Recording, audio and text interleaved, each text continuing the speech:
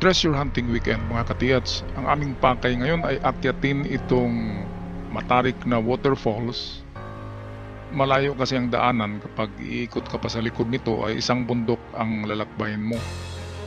Kaya ang shortcut nito ay akyatin ang 90 degrees na wall ng the waterfalls. Mapanganib yan pero nanalig tayo sa ating guide. Ang guide natin ang nagdala sa atin sa kayang daanan paakyat. So ito yan. Ito yung paakyat niya. Mga batong madulas, nilulumot. Ang aming pakay ay hanapin yung Centennial Old Century Tree. Hindi nakalagay kung tuog, basta Century Tree ang nasa mapa. Sa panahon na ito ngayon, ito'y tiyak na patay na kasi matagal na siya. At ayon sa ating guide ay meron silang nakitang century-old tree sa pinakatuktok ng waterfalls na ito. Huwag kalimutan mag-subscribe sa mga bago pa lamang sa channel para palagi kayong updated. Kung kaya nitong mga kasama ko na umakyat dyan, bakit hindi? Yung isa dyan kasing edad ko lang, so kaya natin dalawa. Kaya natin lahat yan. Naalala ko nga dito ang kanta ni Francis Magaluna na kababayan ko, kung kaya niya, kaya mo, kaya natin lahat. Okay, so umakyat kami dito. Ang sabi nga ng isa dito na ayaw niya nang babalik kung diyan pa rin dadaan sa pagbalik diyan. Sabi ko naman, hindi na talaga tayo dadaan diyan. Kahit ikutin natin ang buong bundok, huwag na tayong dumaan doon muli. Pagkababagsak, mahulog pa tayo. Kung napansin nyo ang mga daanan dito, ang dinadaanan namin mga katiyats ay walang foot trail. Ibig sabihin, walang dumadaan dyan. Siyempre hindi naman yan daan. Yan ay shortcut papunta sa ibabaw ng waterfalls. Kasi yung nakalagay sa mapa, merong old tree lamang. Sa ngayon siguro patay na ang kahoy at merong small items. Ito mga katiyats, magandang sign ito. Ulo ng turtle nakaturo sa baba doon sa binabagsakan ng tubig ng waterfalls. Pero dahil sa ang sadya natin ay akyatin at hanapin ang old century tree sa itaas ng waterfalls, kaya yun ang ating unahin. Made by tools na carving yun. Yun ay letrang D pa rin. Mahilig nga sila sa D. Kung hindi yan letter D, yan ay C. At yan ay gawa sa itong tools. Okay, umpisa na ang pag-akyat mga katiyats. Ito'y slope na. Mamaya vertical ascend na yan. Pa-vertical ng pag-akyat dyan. Pag malapit na doon sa gilid ng waterfalls. Itong nauuna sa amin yan ay kasing edad ko lang yan. Yan ay nasa 50 years old din pero malakas kasi dito siya lumalaki sa bundok na ito. Sa lugar na ito. Kaya malakas ang tuhod. At sanay na. Sa pag-akyat ng ganito katarik na bundok ay gamit mo na yung pati kamay mo. Ay inahatak mo na yung kung anong mahawakan mo diyan na mga paging or puno. Ay gagamitin mo yung mga kamay mo. Parang paggapang ng ginagawa namin diyan paakyat. Kasi kung madulas ka ay napakadelikado. Baka gugulong ka pabalik sa baba. Ang pag-akyat namin dito mga katiyats, umabot kami ng 1 oras. Dito sa bidyong ito ay siguro kalahating oras lang kasi pinuputol ko na yung mga eksena na dapat putulin. Habang paakyat ang lahat, ako'y nahuhuli kasi meron na naman akong nakita sa likuran ko. Parang sakura tree. Kung naalala niyo yung sakura tree, ang mga dahon noon ay nag-iba-ibang kulay depende sa season. Ito mga katiyats, dahon lang yan pero ayan, meron siyang kulay. Ang sakura tree ay national tree ng Japan. at lahat ng letra na meron sa Sakura na mga kanji letters ay ginagamit yan lahat na letters as sign for treasures ni Prince Takeda. Yan kasi ang paborito niyang kanta, yung Sakura na kanta sa Japan. Kaya ginamit niya yung mga kanji letter na nag-compose sa Sakura na word as a treasure signs or markers sa mga bato. Happy na rin ako guys na nakaakyat ako ng ganito katarik na mga bundok kasama ng aking mga weekend warriors. Shout out nga pala sa mga kasama ko dyan. Mga ano yan, tinatawag na mandirigma. Mandirigma sa weekend for treasures. 10 years from now, sigurado hindi na ako makaakyat dyan sa mga lugar na tulad ng ganyan. Panoorin ko na lang itong video mga katiats.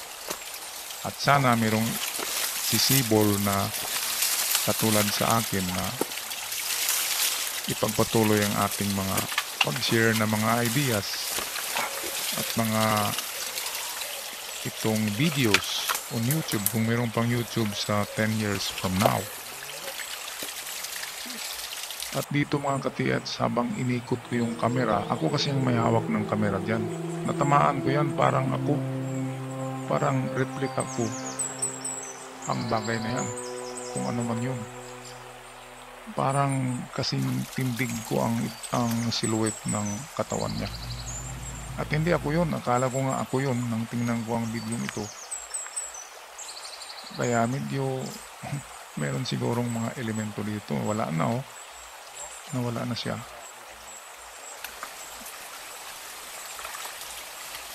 Pagkatakot pala dito, mayroong sumusunod sa likuran ko.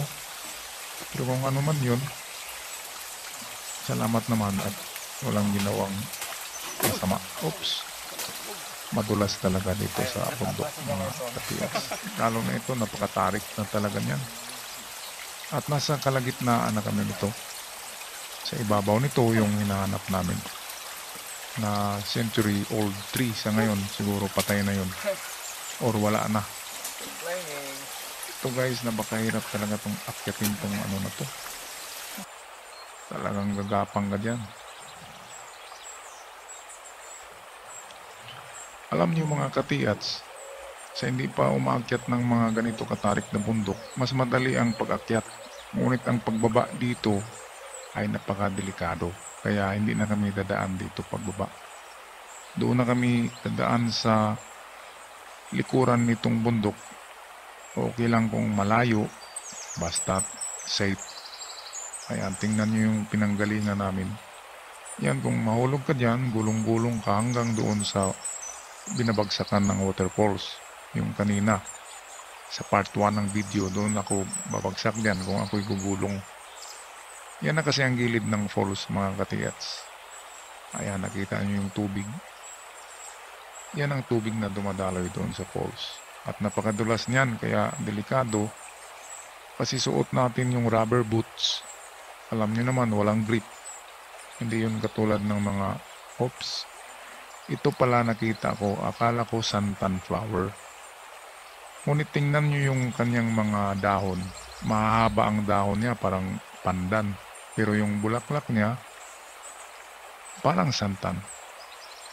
Ito, naibinta ito ng napakamahal sa mga flower collector kasi napanood ko sa mga dokumentary na kapag mga bulaklak na nandyan sa mga cliff, sa mga itong waterfalls na mga pampang na mahirap kunin, ang mga bulaklak daw na yan ay napakamahal.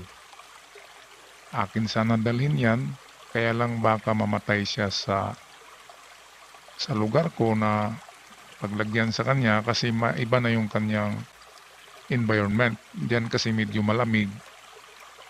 Wala gaanong araw kasi nasa ano yan, canopy of trees. Nasa silong siya at malamig ang lugar, maraming tubig. Kaya mahirap siguro buhayin ang ganong klaseng bulaklak. Pero alam ko, mahal yun. Pwedeng koleksyon yun. Pwede rin balikan ko yun, pero mag-utos na ako ng aakyat dyan. Katiyats. Yan ang maganda sa ganitong adventure. meron kang makikitang mga bagay na hindi mo nakikita pa. Tulad nung sumusunod sa akin kanina, nang panoorin ko ang video na ito, akala ko, sino bang may hawak ng kamera? Ako ang may hawak. Bakit nandun pa ako sa baba? Kasing silhouette din ng katawan ko. Merong ganyang elemento kasi na kumukopya siya. Narinig ko na yan na merong ganyan na kukopyahin ang itsura mo at susunod yan sa likod mo. Ito mga katiyats. Ito ay isang example ng deformed tree. Yang pinutol ng ating kasama. Yan ay deformed tree. Pero marami namang ganyan sa gubat, diba? Hindi muna tayo magsuspetsa na yan ay marker for Yamashita. Basta hanapin natin ay ang old centennial tree na nasa tuktok ng waterfalls na yan. Okay, ito ng huling portion na aakyatin namin mga katiyats. Pag matanggal na itong nakaharang na deformed tree, sa ibabaw niyan ay liwanag na. There is a light at the end of the tunnel. Ayan ang sabi. Ayan, parang tunnel yan. Yan ay maliwanag na sa itaas dahil yan na ang pinakaibabaw ng waterfalls. Okay, kaya what's up mga katiyats? Malapit na tayo sa sinasabing old tree or dead or wala na talaga. At tingnan nga uli natin ang mapa mga katiyats. Ito yan. Okay, nasa bandang kanan siya on top of the falls. Okay mga katiyats, ito na yung last na arangkada ko. Dito mauubos na yata ang lakas ko dito. Pagdating ko sa ibabaw dito, ako yung nag-cramp.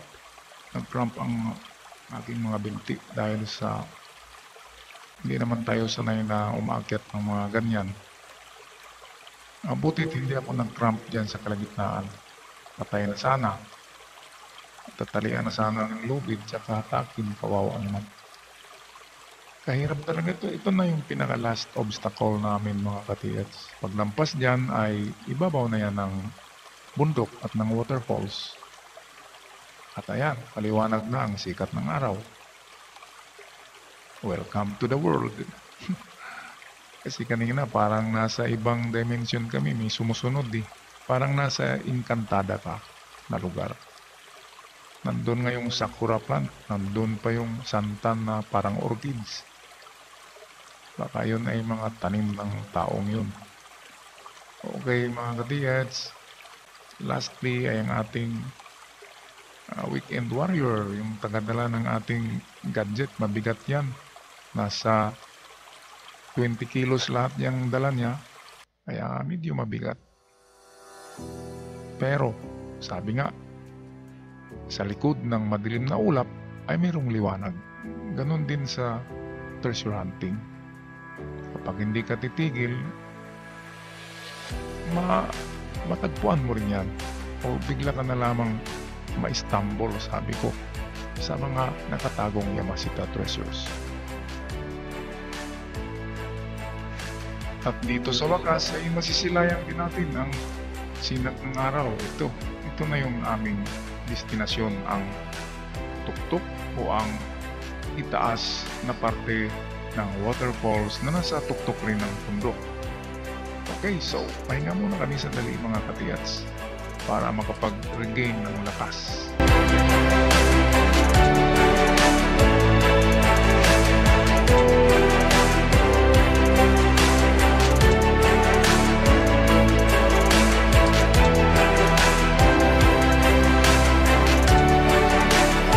Okay, after makapagpahinga ng kaunti ay patuloy na tayo doon sa bandang kanan ng waterfalls. Hanapin natin yung centennial dead or old tree na yan. Okay, so pagkatapos natin magpahinga ay nagpalit tayo ng damit kasi basang-basa ng pawis. Kaya orange ang ating kulay ng damit ngayon. At papunta na kami sa napakalaking dead old tree. Ito yung nasa mapa na kahoy. Dito makikita, masilayan nyo mga katiyats, napakalaking kahoy niyan. At sa part 4 video natin ay papakita ko ang under roots, yung mga ugat niyan ang lalaki. Okay, ito mismo ay nasa tuktok ng waterfalls. Kaya napakaganda. Totoo talaga ang description sa mapa na may waterfalls, may dead old tree. Yung bamboo na lang ang hindi ko nakita. Baka pinutol na lahat yung mga bamboo. So ito, papakita muna natin ang napakalaking kahoy. Putol na siya dahil pala yan sa bagyo. Kung mga dumadaan na bagyo ay narurupok siya and then naputol siya ng sarili niya. Hindi yan pinutol ng tao. Talagang naputol siya dahil sa bagyo, dahil siya ay marupok na kasi siya ay dead old tree. Patay na centennial na kahoy ito. Ayan, oh. Laki-laki niyan at ang haba niyan. Ang kalahati niyan ay bumagsak na nandyan sa harapan nito. At delikado siya. Kasi ilang buwan na lang yan ay babagsak na rin yan. Kung may maghukay dyan, baka madisgrasya pa. Kaya napakadelikadong maghukay under the roots of that tree. Samba-samba lang yan. Okay, so mission accomplished mga katiats. So part 4 ay atin na umpisahan paghukay ang anuman or alinman or saan man dyan na mayroong detection. Ako'y magpaalam na hanggang sa muli. God bless us all.